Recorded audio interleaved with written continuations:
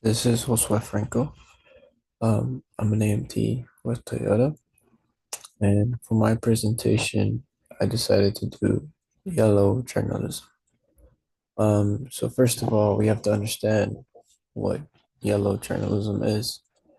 Um, so I did a little bit of research, and yellow journalism is a style of news reporting that focuses more on grabbing attention rather than telling the facts.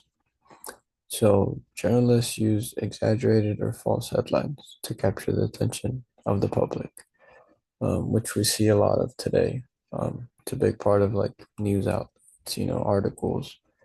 But for example, instead of saying a storm is coming to Indiana this week, bringing tornadoes, a yellow journalist might say a monster storm to tear Indiana apart this week.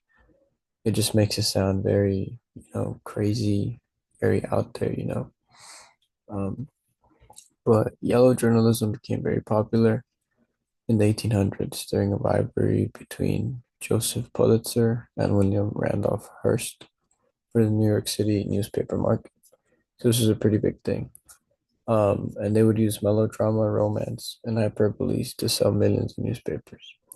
And I got this information from the U.S. Diplomacy and Yellow Journalism article, which is in my reference slide.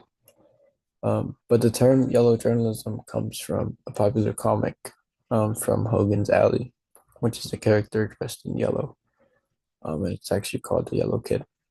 And down there, I actually have a picture of the Yellow Kid cartoon. That's where it all originates from. And then we move on to the Spanish American War and the effect that yellow journalism had on it.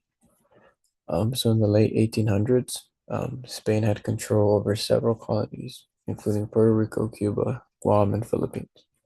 And this information came directly from the Office of the Historian and is titled The Spanish American War, 1898. So Cuban was attempting to gain independence from Spain, and the U.S. sent battleships. It sent battleship USS Maine to Havana, Cuba on January 1898. And on February 15th, 1898, an explosion caused the USS Maine to sink, and it killed 266 people on board. And this information comes from the Spanish American War and Yellow Press. The exact cause for the sinking remains in doubt, but the press was quick to blame Spain for the sinking of the battleship.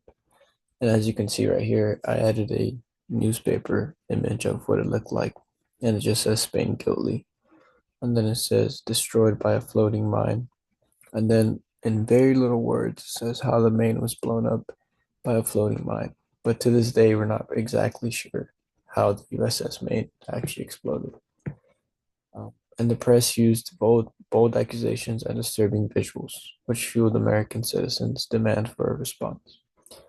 Yellow journalism was a major driver that led the U.S. to get involved into the American-Spanish War. Then we have World War One. In 1915, Germany sent warnings to the U.S. regarding vessels and warships that were sailing towards Great Britain.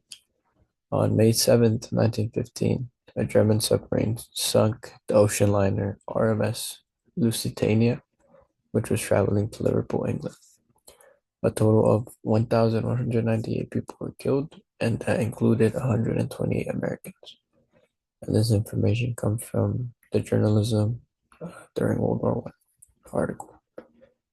And journalists were quick to report about this and emphasized that people perished as the Lusitania was torpedoed. So the main words are perished and torpedoed. Um, and on March 1917, newspapers published news that Germany and Mexico were secretly holding communications. So this helped fuel American opinions that Germany was Europe's big bully. And it also pushed President Wilson to ask Congress to declare war on Germany in April of 1917. Then we have yellow journalism today.